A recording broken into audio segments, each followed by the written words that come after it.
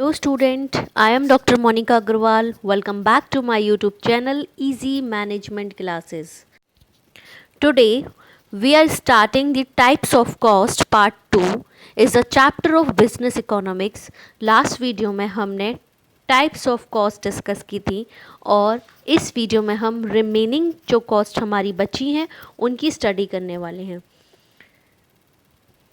Content of the study types of cost जिसमें हम fix cost, variable cost, semi variable cost, total cost, average cost and marginal cost, cash या pocket of out of pocket cost, book cost, controllable and uncontrollable cost, short term and long term cost, opportunity cost and importance of cost analysis in business and the determinants of cost.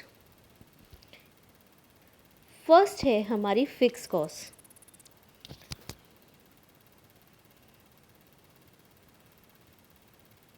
Fix cost क्या होती है? जो fixed है, मतलब जो constant है, जिसको हम चेंज नहीं कर सकते, चाहे हम प्रोडक्शन करें या ना करें. ठीक है, चाहे हम प्रोडक्शन 1 यूनिट का करें या 100 यूनिट का करें या बिल्कुल ना करें, लेकिन जो कॉस्ट फिक्स्ड है, जो हमें पे करनी ही करनी है, उसको हम क्या बोलेंगे? फिक्स कॉस्ट बोलेंगे. The cost which can not be change according to production level, जो प्रोडक्शन लेवल के साथ चेंज नहीं होती है, उसको हम क्या बोलते हैं? फिक्स कॉस्ट बोलते हैं. Fix cost related with the size of plant and not with the level of production. ये लेवल ऑफ प्रोडक्शन पे डिपेंड नहीं करती. आप कितना भी प्रोडक्शन का लो, चाहे आप 100 यूनिट का प्रोडक्शन करो या 200 यूनिट का प्रोडक्शन करो, कॉस्ट वही की वही रहेगी. लेकिन ये किस पे डिपेंड करती है? Size of the plant. अगर आपका प्लांट छोटा है तो आपकी कॉस्ट कम होगी, और अगर आपका प्लांट बड़ा है तो आपकी कॉस्ट ज़्यादा होगी. For example, rent of building. अगर आप प्रोडक्शन करो या ना करो, आपको रेंट तो पे करना ही पड़ेगा बिल्डिंग का. जिस बिल्डिंग पर आप काम कर रहे हो उसका रेंट तो फिक्स्ड है, हर महीने आपको देना ही पड़ेगा. Interest on capital. जो कैपिटल आपने बोरो की है, जो लोन आपने लिया है, उसको आपको फिक्स्ड इंटरेस्ट पे करनी ही पड़ेगी. मैनेजर्स सैलरी, यानी जो आपका परमानेंट स्टाफ है, जो मैनेजर्स आपने हायर किए हुए हैं, आप प्रोडक्शन करो या ना करो, आपको उनकी सैलरी देनी पड़ेगी. This cost remain constant for all output level and are not affected by short-run variation in the output level. Though the total cost remain fixed, yet the average fixed cost goes on decreasing with an increasing the output level. लेकिन जो average fix cost है वो क्या होती है? अगर हम एक एवरेज लेके चलें, जैसे जैसे हमारा प्रोडक्शन बढ़ता जाता है, वैसे वैसे हमारी एवरेज फिक्स कॉस्ट कम होती जाती है. ठीक है, अगर आपसे पूछा जाए कि एवरेज फिक्स कॉस्ट का क्या रिलेशन है आउटपुट से, तो आप बोलोगे कि हम अगर आउटपुट इंक्रीज होता जाता है तो एवरेज फिक्स कॉस्ट डिक्रीज होती जाती है.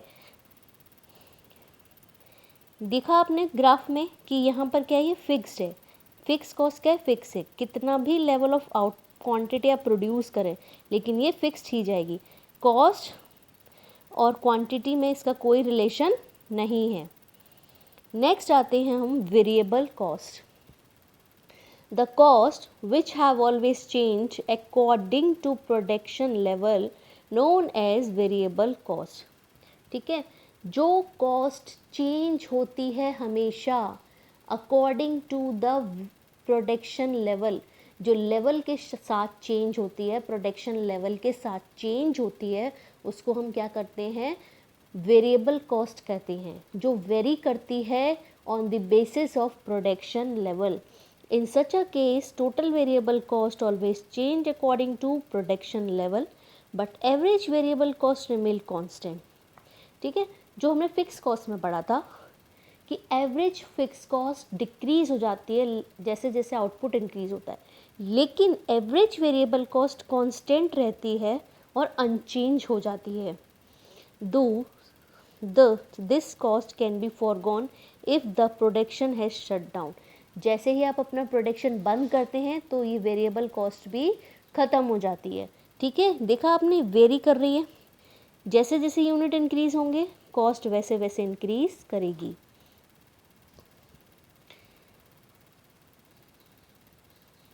नेक्स्ट आता है semi variable cost, the cost which are neither perfectly fixed nor perfectly variable called as semi variable cost और semi fixed cost। मतलब ना तो वो कॉस्ट फिक्स है और ना वो कॉस्ट वेरी कर रही है, तो उस कॉस्ट को हम क्या बोलेंगे, पर सेमी वेरिएबल कॉस्ट या सेमी फिक्स कॉस्ट। ठीक है, this cost change in the same direction of output. जैसे वेरिएबल कॉस्ट चेंज होती है ना, कि जिस डायरेक्शन में आउटपुट जा रहा है, आउटपुट इंक्रीज़ हो रहा है तो वेरिएबल कॉस्ट भी इंक्रीज़ होती है, उसी तरह सेमी वेरिएबल कॉस्ट भी इंक्रीज़ होती है, but it is in lesser proportion than change in the level of output. लेकिन एक लेसर प्रोपोर्शन चेंज होता है। This distinction is essential for the sake of analysis the managerial decision. ठीक है, तो इसमें क्या हुआ, वेरिएबल कॉस्ट में इसका डायरेक्शन तो सिमिलर होता है आउटपुट के रिगार्डिंग, लेकिन एक लेसर प्रोपोर्शन होता है, कम प्रोपोर्शन ही वेरी करता है। ठीक है, देखिए फिक्स कॉस्ट फिक्स है, वेरिएबल कॉस्ट वेरी कर रही है, तो यहाँ से हमने क्या मेंशन किया, टोटल कॉस्ट। नेक्स्ट आती है टोटल कॉस्ट। टोटल कॉस्ट किसे कहते हैं, जितनी भी हमारी कॉस्ट है, हमने अब तक जितनी भी कॉस्ट पड़ी उन सबको अगर हम टोटल कर दें, सबको सम कर दें, तो हम क्या बोलेंगे, वो हमारी टोटल कॉस्ट है। देखिए इसमें लिखा हुआ है, total cost is the sum of total fix cost and variable cost. तो टोटल कॉस्ट क्या है, जितनी भी हमारी फिक्स कॉस्ट हैं, टोटल फिक्स कॉस्ट और टोटल वेरिएबल कॉस्ट का जो सम है वो हमारा क्या है, टोटल कॉस्ट। अब एवरेज कॉस्ट पढ़ते हैं। Average cost is obtained by dividing total cost by the number of unit produced. आपको एवरेज निकालना आता है। एवरेज कॉस्ट हम कैसे निकालते हैं, कि हम जो टोटल कॉस्ट है हमारी जितनी भी टोटल कॉस्ट है उसको हम डिवाइड कर देते हैं टोटल नंबर ऑफ यूनिट से। It is also known as average total cost, average fix cost, average variable cost, average semi variable cost. ऐसे ही हम ये सारी कॉस्टें भी निकाल सकते हैं। टोटल कॉस्ट, एवरेज कॉस्ट हम कैसे निकाल देते हैं, कि हमने क्या किया, जो हमारी टोटल कॉस्ट थी उसको डिवाइड कर दिया नंबर ऑफ यूनिट से। ठीक है, तो ऐसे ही हम एवरेज वेरिएबल कॉस्ट कैलकुलेट कर सकते हैं, average semi variable cost calculate कर सकते हैं, एवरेज फिक्स कॉस्ट कैलकुलेट कर सकते हैं। नेक्स्ट आता है marginal cost. Marginal cost means increase in total cost of production due to producing an additional unit. जब हम अपनी टोटल कॉस्ट में कुछ एक एडिशनल यूनिट प्रोड्यूस करने लगते हैं, तो जो हमारी if one unit is produced more or less than the change in the total cost of production। ठीक है, जब हम 100 यूनिट प्रोड्यूस कर रहे थे, फिर हमने 110 यूनिट प्रोड्यूस करना शुरू कर दिया, तो हमारी टोटल कॉस्ट कुछ चेंज हुई, क्योंकि हमने प्रोडक्शन इंक्रीज़ किया 10 यूनिट से, तो हमारी जो टोटल कॉस्ट है, फिक्स कॉस्ट तो फिक्स है लेकिन वेरिएबल कॉस्ट तो चेंज हुई ना थोड़ी सी, इसकी वजह से टोटल कॉस्ट में भी कुछ चेंजेस आ गए, तो उसको हम क्या बोलते हैं, मार्जिनल कॉस्ट, जो एडिशनल यूनिट ऐड करने की वजह से चेंज हुई है। Marginal cost means is equal to change in total cost divided by change in output. ठीक है, मार्जिनल कॉस्ट समझ आया, कि जब आपने टोटल कॉस्ट इंक्रीज़ हो गई, क्यों इंक्रीज़ हो गई, क्योंकि आपने प्रोडक्शन में कुछ एडिशनल यूनिट ऐड की, एडिशनल यूनिट ऐड करने पर जो टोटल कॉस्ट में चेंजेस आए उसी को हम मार्जिनल कॉस्ट बोलते हैं। नेक्स्ट आता है कैश या आउट ऑफ पॉकेट। नाम से पता चल रहा है कि आपकी पॉकेट से पैसा जा रहा है, आउटसाइडर्स को, जो बाहर के लोग हैं उनको पैसा जा रहा है। Out of pocket costs are those for which payment is to be made in present or in future to outside person और पार्टीज़। ठीक है, समझ आया कि जो आपकी पॉकेट में पैसा था वो बाहर जा रहा है, आउट ऑफ पॉकेट या कैश पेमेंट कर रहे हो, या तो आप प्रेजेंट में कर रहे हो या आप फ्यूचर में कर रहे हो, नो मैटर, लेकिन वो पैसा कैश में जाना है आउटसाइडर्स के पास, तो उसे हम क्या बोलते हैं, out of pocket cost. For example, price of raw material देना पड़ेगा आपको, वेजेस लेबर को देनी पड़ेगी, रेंट देना पड़ेगा, ये सारे कैश पेमेंट हैं। जितने भी आप कैश पेमेंट कर रहे हो, चाहे वो प्रेजेंट में हो या फ्यूचर में हो, all cash payments come in out of pocket cost. अब आता है बुक कॉस्ट। बुक कॉस्ट क्या होती है, are those for which cash is not required in present और फ्यूचर। आपको इसके लिए कैश की रिक्वायरमेंट नहीं है, लेकिन इसको अकाउंट्स बुक में एंटर किया जाता है। ठीक है, इसमें आपको कोई कैश पेमेंट नहीं करना होता, लेकिन फिर भी आपको अकाउंट्स बुक में एंटर करना पड़ता है। जैसे मशीन पर डेप्रिसिएशन लग रहा है, वो क्या हो गई आपकी book cost. Provision for bad debts, bad debts हो रहे हैं आपके, जितने भी प्रोविज़न्स हैं बैड डेट के, वो आपको अपनी अकाउंट बुक में एंटर करने पड़ेंगे, तो वो क्या हो गए हमारी बुक कॉस्ट। इसमें आप कोई पेमेंट नहीं कर रहे हो, ठीक है, लेकिन फिर भी ये एक पेमेंट के रूप में मानी जाती हैं और इनको बुक में एंटर किया जाता है, अकाउंट बुक में।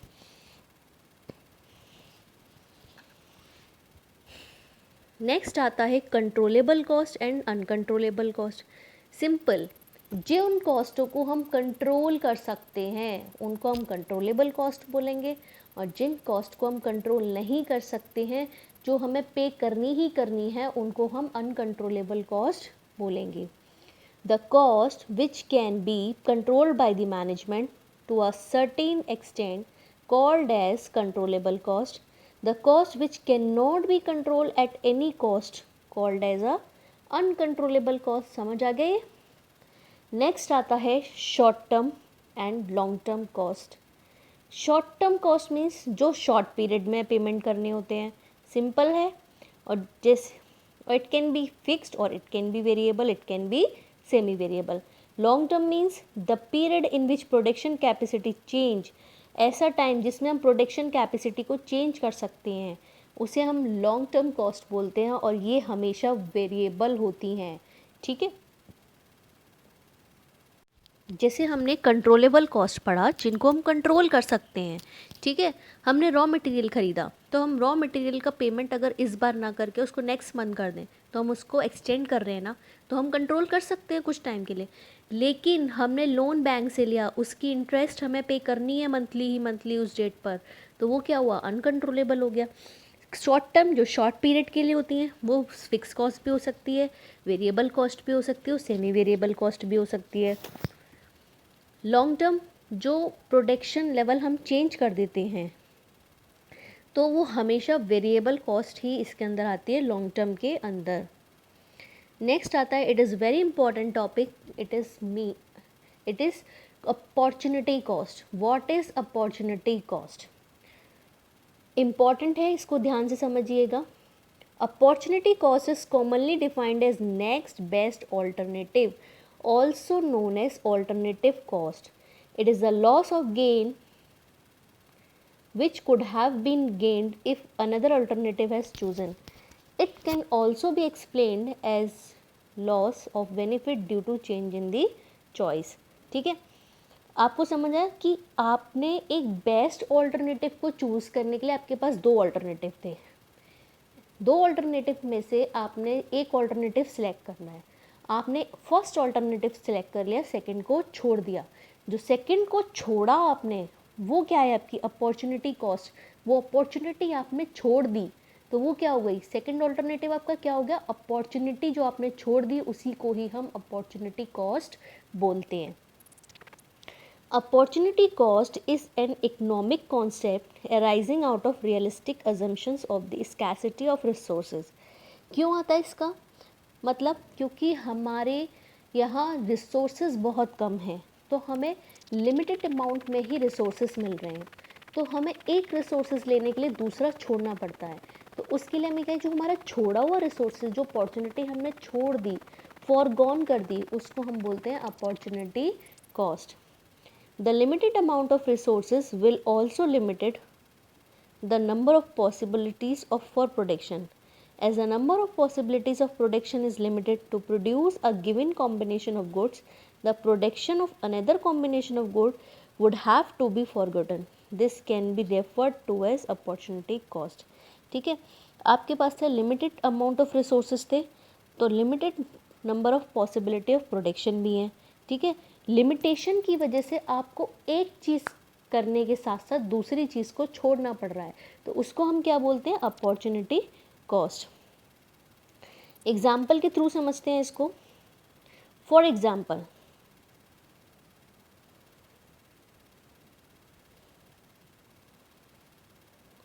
A farmer has fixed area of land. एक फार्मर है, उसके पास फिक्स्ड एरिया ऑफ लैंड है. सपोज उसके पास 1 बीघा ज़मीन है. ठीक है, which she cultivates different crops, जिस पर वो डिफरेंट टाइप के क्रॉप्स उगाता है. ठीक है, वीट उगाता है, राइस उगाता है, बाजरा उगाता है, etcetera. If farmer shows rice at a particular time, she cannot produce wheat now as she has already used up her land to produce rice. The gain that the farmer would have to earn by cultivating wheats over and above her earning by showing rice is her opportunity cost. समझ आया कि एक time पर वो rice को उगा सकता है, लेकिन उस टाइम पर वो वीट नहीं उगा सकता, गेहूँ नहीं उगा सकता. ठीक है, जिसकी वजह से जो वीट का प्राइस उसे मिलने वाला था वो नहीं मिला, सिर्फ राइस का ही मिला. तो जो उसको मिला और जो उसको नहीं मिला वो क्या हो गई, उसकी अपॉर्चुनिटी कॉस्ट.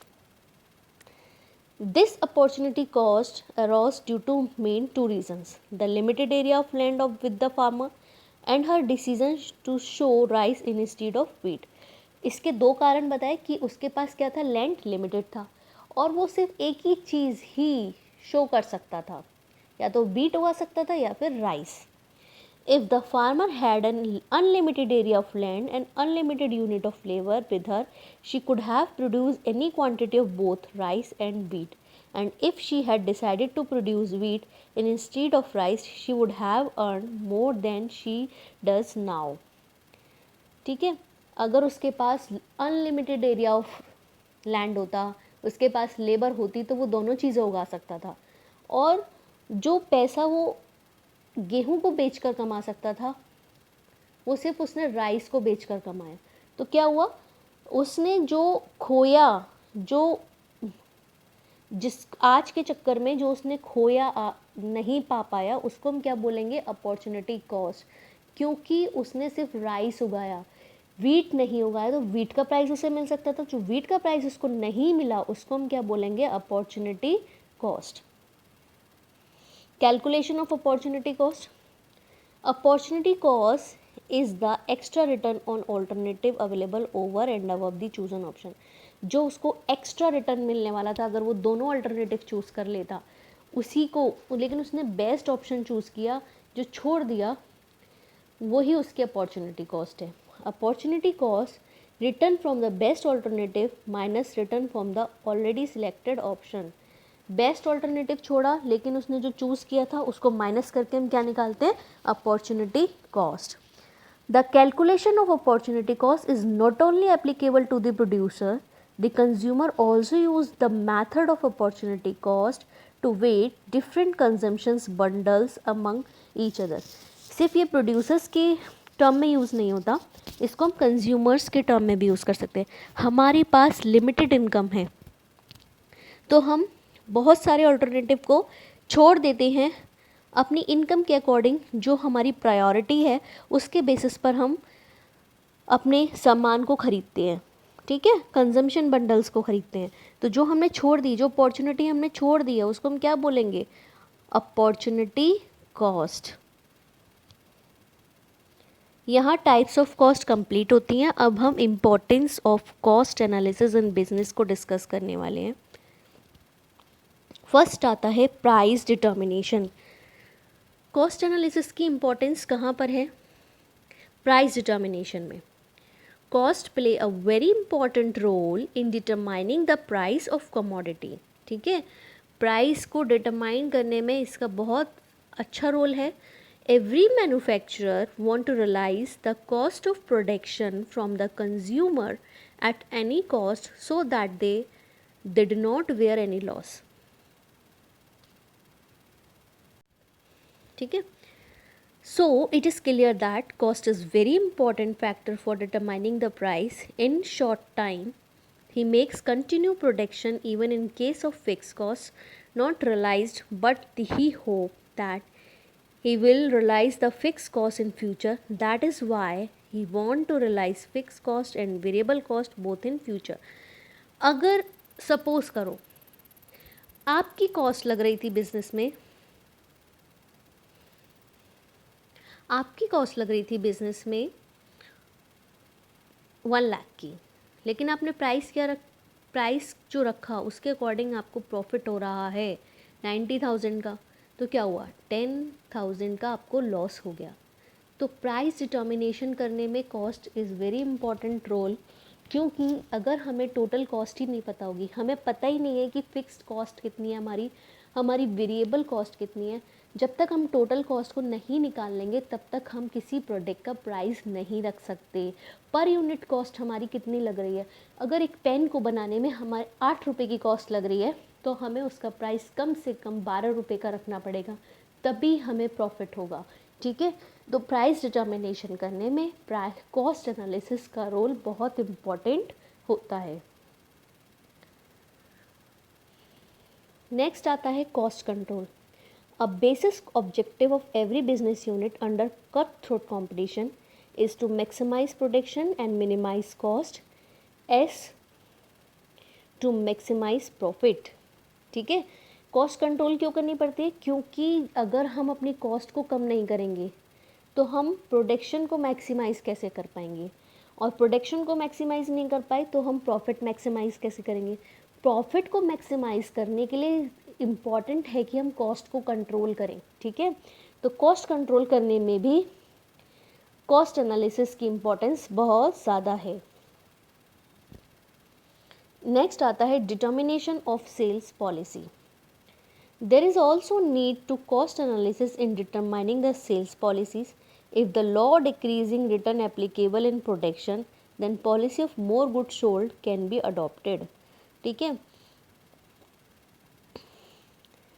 सेल्स पॉलिसी को डिटरमाइन करने में भी हेल्प करता है. कैसे, अगर law of diminishing return applicable होता है प्रोडक्शन में, कि जैसे जैसे प्रोडक्शन इंक्रीज़ होगा वैसे वैसे आपकी कॉस्ट डिक्रीज़ होगी, तो हमें कौन सी पॉलिसी यूज़ करनी है, मोर गुड्स सोल्ड करने की. ज़्यादा से ज़्यादा हमें अपनी गुड्स सोल्ड करनी है और ये पॉलिसी हमें अडॉप्ट करनी है. On the contrary, if the law of increasing return applicable in production, then the manufacturer want to sell the commodity at higher price. अगर increasing return applicable होता है तो हमें higher price पे चीज़ों को बेचना चाहिए, even the low amount of quantity demand.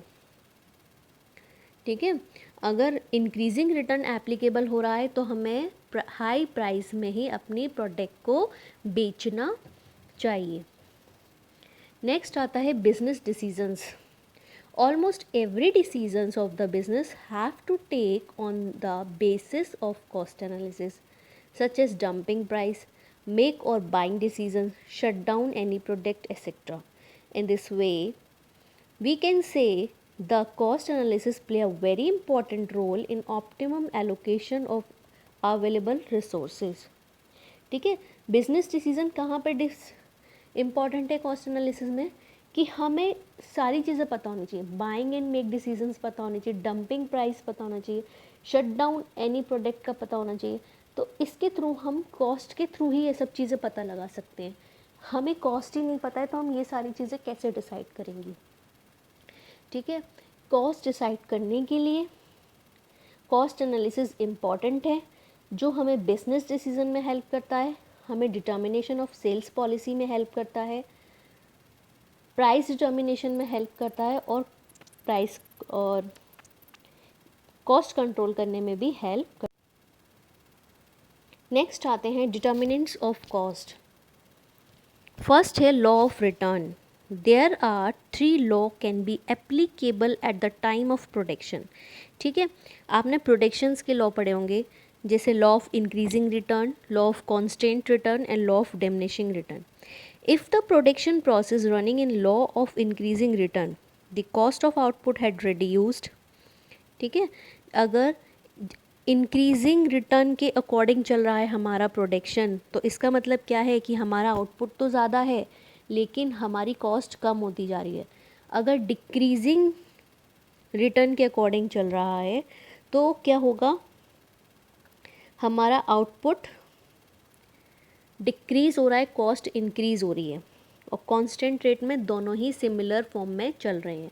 तो लॉ ऑफ रिटर्न को भी हमें समझना होगा. अगर इंक्रीजिंग रिटर्न है तो लॉ ऑफ इंक्रीजिंग रिटर्न का मतलब क्या हुआ, इंक्रीज़ हो रहा है आउटपुट और कॉस्ट डिक्रीज़ हो रही है. ठीक है, तो हमें तीनों लॉ को समझना भी इम्पॉर्टेंट है. Size of plant, cost is always affected by the size of plant. If size of plant is small, then fixed costs are low and variable costs are high comparatively. ठीक है, अगर size of plant आपका छोटा है, size आपके production का size of plant आपका छोटा है, तो क्या होगा, आपकी जो कॉस्ट है फिक्स कॉस्ट वो कम होगी लेकिन वेरिएबल कॉस्ट क्या होगी, ज़्यादा होगी. नेक्स्ट आते हैं हम size of production. Size of production means कि cost is also affected by the size of production.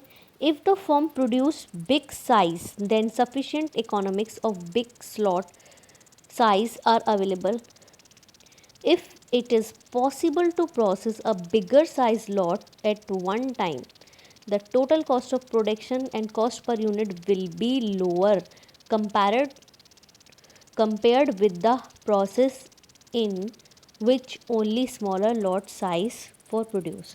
ठीक है, सिंपल सी बात है. साइज़ ऑफ प्रोडक्शन, अगर आप प्रोडक्शन ज़्यादा कर रहे हो तो आपकी कॉस्ट कम होती चली जाएगी. हमने पढ़ा था ना कॉस्ट में कि एवरेज वेरिएबल कॉस्ट क्या होती है, इंक्रीज़ हो जाती है लेवल ऑफ प्रोडक्शन के साथ, लेकिन जो एवरेज फिक्स्ड कॉस्ट है वो कम होती चली जाती है. यानी जो टोटल कॉस्ट है वो हमारी क्या हो जाती है, कम हो जाती है जैसे जैसे हमारे प्रोडक्शन इनका जो लॉट है वो इंक्रीज़ होना शुरू होता है. यूटिलाइजेशन ऑफ प्रोडक्शन कैपेसिटी,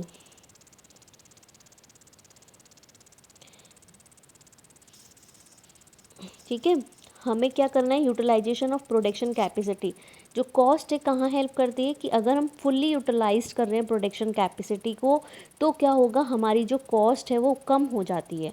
ठीक है, अगर हम फुल्ली यूटिलाइज्ड नहीं कर रहे हैं तो हमारी कॉस्ट ज़्यादा लगती है. Cost of factors of production, आपको पता है हमारे फैक्टर्स ऑफ प्रोडक्शन क्या है, लैंड है, लेबर है एंड कैपिटल है. If the cost of the sources have increased, the cost of production will be increase. जैसे जैसे आपकी cost of factor of production यानी लैंड की कॉस्ट इंक्रीज़ हुई, लेबर की कॉस्ट इंक्रीज़ हुई, कैपिटल की कॉस्ट इंक्रीज़ हुई, उससे क्या होगा, आपकी जो प्रोडक्शन की कॉस्ट है वो इंक्रीज़ हो जाएगी अपने आप. ठीक है ना. Technical now how,